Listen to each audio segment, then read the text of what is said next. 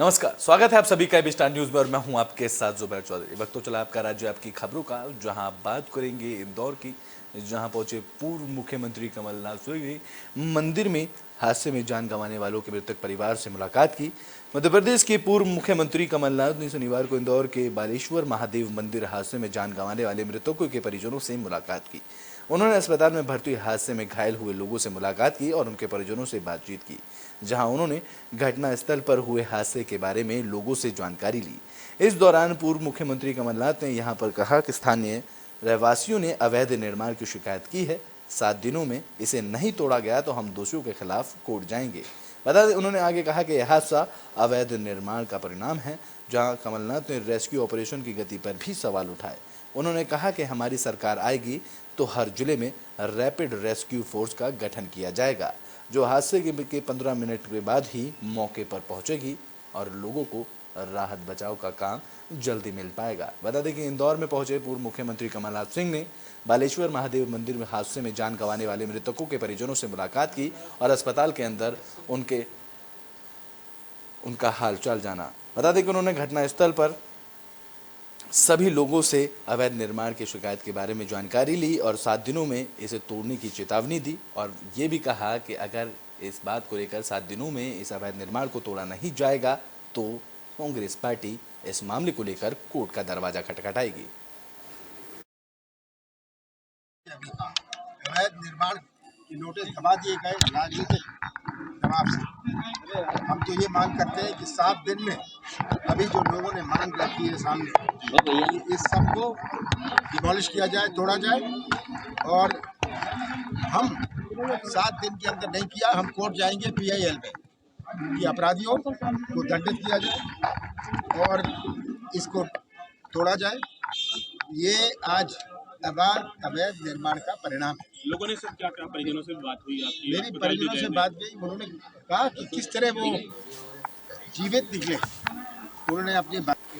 तो बुलेटिन में बात मध्य प्रदेश के उज्जैन की, जहां नगर निगम के बजट सत्र में जमकर हंगामा देखने को मिला है। बता दें कि यहां कांग्रेस पार्षद ने बीजेपी पार्षद पर टिप्पणी की, जिसके बाद उस सदन में हंगामा खड़ा हो गया। नगर पालिका नगर निगम का बजट सत्र की शुरुआत हो गई है, जहां बजट सत्र में चर्चा के बीच कांग्रेस पार्षद माया त्रिवेदी की तरफ से बीजेपी पार्षद गब्बर भाटी को बिन पैंदे का लोटा कहा गया, जिसके बाद सदन में खूब हंगामा देखने को मिला, जिसके चलते सदन की कार्रवाई आधा घंटे के लिए स्थगित करनी पड़ी। जिसके बाद कार्रवाई शुरू होते ही बीजेपी नेताओं ने कांग्रेस पार्षद माया त्रिवेदी से माफी मांगने की मांग की। इस दौरान पार्षद त्रिवेदी ने कहा कि मैंने ऐसा कुछ नहीं कहा है जिसके लिए मैं माफी मांगूं। जहां कुछ देर बाद हंगामे के बाद पार्षद गब्बर भाटी ने त्रिवेदी को ब्राह्मण होने और मां समान होने पर उनके पैर छूकर मामले को शांत कराया, जिसके बाद बजट सत्र के सदन की कार्रवाई आगे की गई।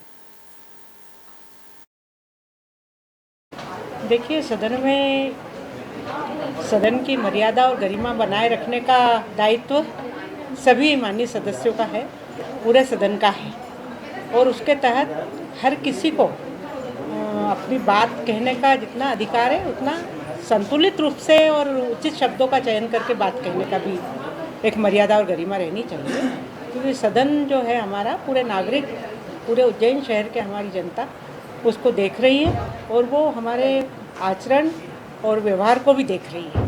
तो हमारा व्यवहार और आचरण मर्यादित होना चाहिए, शब्दों को में गरिमा होनी चाहिए, आचरण में गरिमा होनी चाहिए।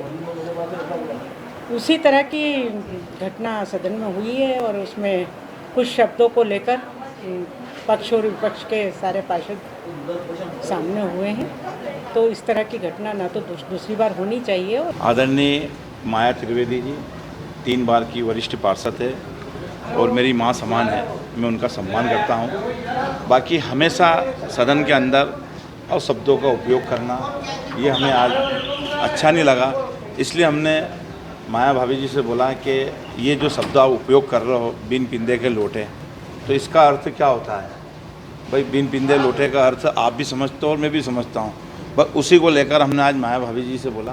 मैंने भाभी जी, आपने जो जिस शब्दों का उपयोग करा है, आइंदा इस सदन में ऐसे शब्दों का उपयोग नहीं हो जिससे अन्य सदस्यों को भी इसका सामना करना पड़े। इसी को लेकर आज हमने माया भाभी से बोला है कि आपको माफ़ी मांगनी पड़ेगी। तो बुलेटिन में देखिए, बात तो सदन में- हरियाणा के रेवाड़ी कर लेते हैं, जहां किसान संगठनों ने प्रदर्शन किया। बता दें कि कई मांगों को लेकर यहां किसान संगठनों ने प्रदर्शन किया है।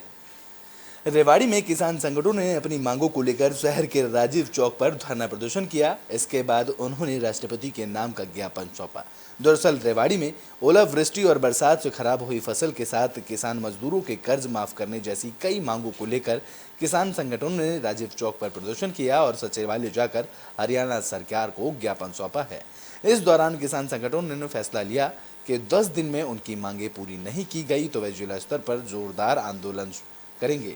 बता दें कि धरने में भारतीय किसान यूनियन, जय किसान आंदोलन, भारतीय किसान यूनियन चढ़ूनी, ऑल इंडिया किसान खेत मजदूर संगठन के प्रतिनिधियों के अलावा काफी संख्या में किसानों ने हिस्सा लिया। तो हरियाणा के रेवाड़ी में एक बार फिर से किसानों ने प्रदर्शन किया है। बता दें कि रेवाड़ी में किसान संगठनों ने ये प्रदर्शन किया। इस संगठन में भारतीय किसान यूनियन के समेत जय किसान आंदोलन, भारतीय किसान यूनियन चढ़ूनी, ऑल इंडिया किसान खेत के संगठन के प्रतिनिधियों के अलावा काफी संख्याओं में किसानों ने हिस्सा लिया और इस दौरान किसानों ने कई मांगों को लेकर प्रदर्शन किया। तो वहीं किसानों ने यह भी चेतावनी दी है कि अगर आने वाले दिनों में उनकी मांगे पूरी नहीं की गई तो वह आने वाले दिनों में जिला स्तर पर बड़ा आंदोलन करेंगे।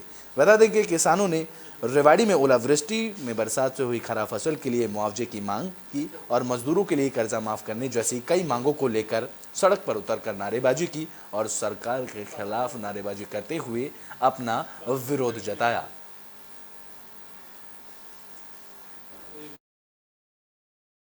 उसमें बारिश और ओलावृष्टि से किसानों को बिल्कुल तबाह हो गई उनकी फसल, और ऐसे में जो किसान को एक निराशा हाथ लगी है। किसान के सर्वाइव करने के लिए, उसको राहत देने के लिए सरकार से मुआवजे की मांग को लेकर के आज ये धरना है।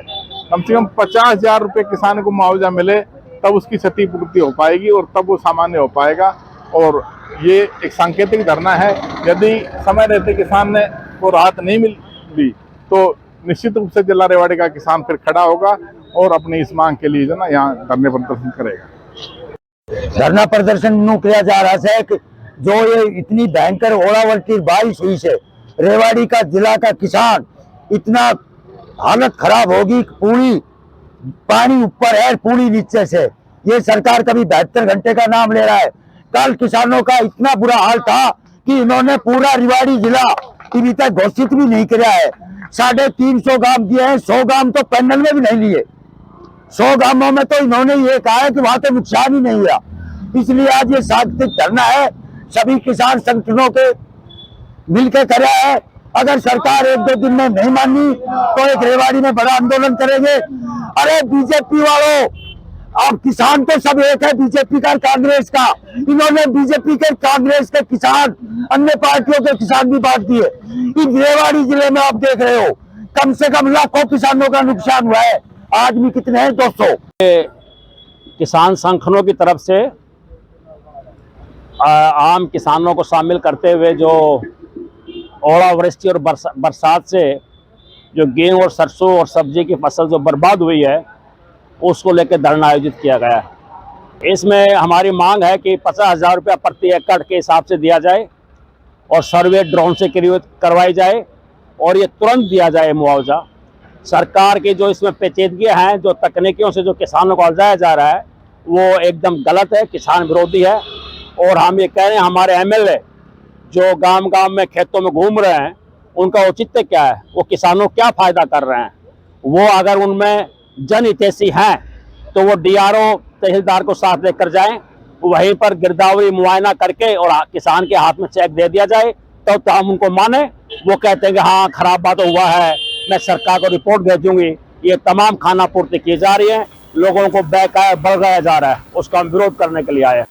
तो 1 अप्रैल से हरियाणा के मंडियों में सरकारी गेहूं की खरीद शुरू हो गई है, जिसके चलते रेवाड़ी में पहले दिन खराब मौसम की वजह से मंडियों में किसानों की भीड़ नहीं पहुंची है। हरियाणा में मंडियों में 1 अप्रैल से गेहूं की सरकारी खरीद शुरू हो गई है। बता दें कि खरीद से पहले दिन मंडियों में किसानों की गेहूं फसल खरीदने पहुंचे, लेकिन अधिक नमी होने के कारण लोग वहां गेहूं नहीं खरीद पाए। बता दें कि खराब मौसम के कारण मंडियों में बहुत कम किसान फसल लेकर पहुंचे तो वहीं किसान और आड़ातियों की माने तो सरकार की ओर से गेहूं खरीद को लेकर कोई शेड्यूल जारी नहीं किया गया है। इस दौरान मार्केट कमेटी के सचिव नरेंद्र यादव ने बताया कि गेहूं की सरकारी खरीद शुरू हो गई है, लेकिन आवक बहुत कम हो रही है। इस दौरान सचिव ने आगे बताया कि किसानों ने मंडी के लिए ठहरने के लिए शौचालय और पानी पीने की व्यवस्था की गई है। इसके अलावा खाने के लिए भी किसानों के लिए कैंटीन बनाई गई है। तो बता दें कि हरियाणा की मंडियों में सरकारी गेहूं खरीद शुरू हो गई है, जिसको लेकर किसानों के लिए मंडी में कई व्यवस्थाएं की गई हैं। किसानों के मंडी में ठहरने के लिए जगह व्यवस्था की गई है। शौचालय और पीने के पानी की भी व्यवस्था रेवाड़ी मंडी में किसानों के लिए की गई और इसके अलावा किसानों के खाने के लिए रेवाड़ी मंडी में कैंटीन भी बनाई गई है। इसके बावजूद पहले दिन खरीदारी के लिए काफ़ी कम किसान मंडी पहुंचे। बता दें कि खराब मौसम के कारण किसानों में मंडी में पहुंचने में कमी देखी गई है, जिसको लेकर मार्केट कमेटी के सचिव ने भी जानकारी दी। आज से गेहूं की एमएसपी पे सरकारी खरीद शुरू होगी, जबकि सरसों की एमएसपी पे सरकारी खरीद चालू है पहले से ही। वो बात अलग है कि जो सरसों हमारी गीली आ रही है नॉन स्पेसिफिकेशन में नहीं है। जहाँ तक तैयारियों का सवाल है तो हमारी तरफ से मंडी में किसानों के लिए बैठने की व्यवस्था है, उसके लिए किसान भवन है, खाने पीने की व्यवस्था है, उसके लिए किसान कैंटीन है, पीने के पानी की व्यवस्था है, उसके लिए वाटर कूलर लगवाए हुए हैं, बिजली पानी सफाई शेड हैं 3 और हमारी तरफ से पूरी तैयारी है। दोनों गेटों पे कंप्यूटर लगवाए हैं, वहाँ पे किसान जो है अपना ट्रैक्टर ऊपर के गेट पास कटवा सकते हैं ऑनलाइन और सीसीटीवी गेटों पे कैमरे लगे हैं। दोनों गेटों पे जो है कांटे की तौल भी करा सकते हैं। तो बुलेटिन के आखिरी में बात छत्तीसगढ़ के जांजगीर चांपा की, जहां पत्रकार सम्मेलन का आयोजन किया गया। जांजगीर चांपा में पत्रकार सम्मेलन का आयोजन किया गया। इस कार्यक्रम की अध्यक्षता अमर सुल्तानिया ने की। इस दौरान उन्होंने कहा कि पत्रकार समाज का आईना होता है। अगर पत्रकार संगठित होकर काम करे तो समाज को नई दिशा मिलेगी। इस कार्यक्रम में पहुंचे जिले के एसपी विजय अग्रवाल ने इस बार लोगों को संबोधित किया। इस दौरान संबोधित करते हुए उन्होंने कहा कि वृद्धिजीवियों को तोड़ना आसान काम है, पर इन्हें जोड़ना कठिन काम है। खासकर पत्रकार वर्ग वृद्धिजीवी होता है तो इन्हें जोड़ना और कठिन हो जाता है। जांजगीर चांपा में पहली बार पत्रकार संगठित हुए हैं, ये गौरव की बात है। उन्होंने आगे कहा कि जिला बनने पर 25 साल हो गए हैं, लेकिन संगठित पत्रकार नहीं हो पाए हैं, लेकिन अब लगता है कि पत्रकार संगठित हो जाएंगे। उन्होंने कहा कि संगठित होकर आप लोग क्लब का गठन करेंगे। जहां उन्होंने बताया कि संगठित होकर क्लब का गठन किया गया। क्लब का सदस्य होना एक बड़ी बात है। उन्होंने कहा कि लोकतंत्र है, सबको बोलने का लोकतंत्र में अधिकार है और अगर आप आलोचना नहीं सुन सकते हैं तो प्रशंसा सुनने का भी आपको अधिकार नहीं है। जहां उन्होंने आगे कहा कि किसी संगठन को आगे बढ़ाना बड़ी बात होती है। अश्विनी सिंह जी, प्रशांत सिंह जी, देव कुमार पांडे जी, मुकेश, अभिषेक, सीताराम नायक जी, मदन और राजेश नेगी जी, मनोज और